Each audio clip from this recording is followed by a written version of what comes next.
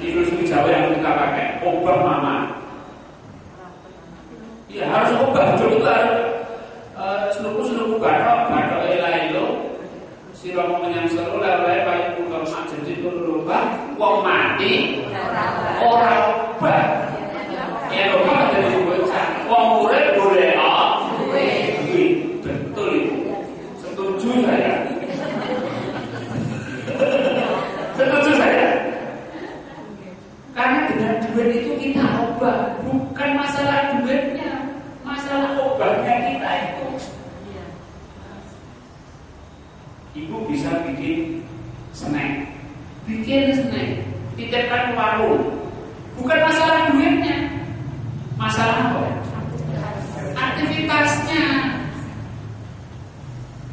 Apa itu buka usaha, bukan masalah uangnya. Apa itu uang, tapi masalah aktivitasnya, kemanfaatan hidupnya. Kalau orang yang bisa melakukan satu pekerjaan dengan sungguh-sungguh, insya Allah tidak akan ada kesulitan hidup itu. Orang-orang di Eropa itu sudah tua-tua itu masih pengen ke Indonesia. Bayangkan perjalanannya jauh. Perjalanan piknik kemana, udah tua-tua, ruyu itu. Uji semangat, uji semangat.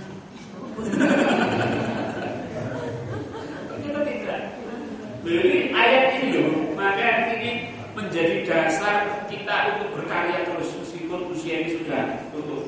Kalau diguyu orang itu nih, bang ini ngapa tau bang bagus sekarang ini orang masalah lereng orang ini, masalah aktivitas. Baca surat An-Nasr ayat 5-7. Wah, malah jadi.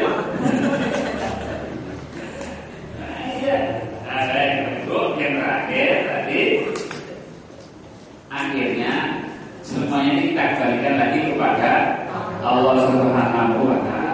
Wa ila rabbika farghab, dan hanya kepada Tuhan kita itu berharap. Arep saya ibu yang sudah punya anak yang sudah ini, jangan sekali-kali mengharap dari anak. Wah, sudah gede lah bojo. Gede lah bojo tua. Jangan berharap. Dan maka ayat ini berharaplah kepada Allah Subhanahu wa ta'ala. Nanti kalau berharap kepada manusia, meskipun itu manusia itu adalah anak kita sendiri, itu akan terjadi kesumpokan, kesulitan hidup. Kan sakit hati loh. Orang terima itu Rene loh korongan. Bapak opo nurut malah mulai dari satu. Tersiksa itu. Ya, tersiksa. Maka hanya kepada Allah lah kita. Nah, kita sudah ada. Ini surat Al-Nasr nanti dipun paus malih Ibu. Dipun paus tapi ini dipun resapi maknanipun. Lalu kira-kira itu diperintah apa yang menurut Gusti Allah berkaitan dengan surat Al-Nasr ini. Harus tahu namanya Quran itu adalah perintah. Ya, Bu. Kalau Allah berfirman wa ila rabbika farghab, berarti Allah memerintah saya untuk berharap hanya hanya kepada Allah Subhanahu wa ta'ala. Kalau Allah berfirman tadi ayat sebelumnya, fa idza faragta fansab, berarti saya tidak boleh istirahat, saya harus berkarya bermanfaat bagi orang lain, harus bekerja. Nah, ini ayat 7. Kemudian ayat 5 dan 6 berarti saya harus meyakini bahwa Allah itu memudahkan hidup saya. Dan setelah saya diberi kemudahan, tidak ada kesulitan, mudah dan mudah. Karena ayatnya adalah fa inna ma'al usri yusra. Kesulitan itu ada kemudahan, bukan kemudahan itu ada kesulitan. Baik, kemudian ayat 1, 2, 3, 8.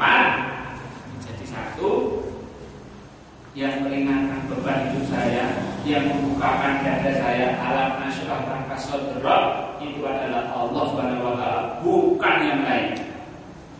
Allah yang membukakan dada, Allah yang meringankan hati. Jadi kalau ada apa-apa di saya berat, berdoa minta kepada Allah. Nah, ini perintah Allah di dalam surat Al-Nasr. Jadi kalau membaca surat Al-Nasr, coba resapi, niatkan saya ingin melakukan apa yang diperintahkan Allah Subhanahu wa taala. Nanti insyaallah mukjizat Al-Qur'an itu akan terbukti. Kalau cuma dibaca, kalau dibaca 1000 kali, Bu, itu yang kesal. Enggak ada manfaatnya. Tapi kalau diresapi akan muncul satu semangat dan itu akan muncul mukjizat Al-Qur'an. Karena mukjizat itu muncul kalau dilakukan. Mukjizat Al-Qur'an itu akan muncul kalau dijalankan. Kalau cuma dibaca tidak akan muncul. Jadi demikian, mudah-mudahan hidup kita dilapangkan Allah Subhanahu wa taala. Mudah-mudahan kesulitan kita segera diselesaikan Allah Subhanahu wa taala. Mudah-mudahan kita tambah yakin bahwa Allah memberikan satu kemudahan bagi kita. Demikian, bila itu dari saya. Assalamualaikum warahmatullahi wabarakatuh.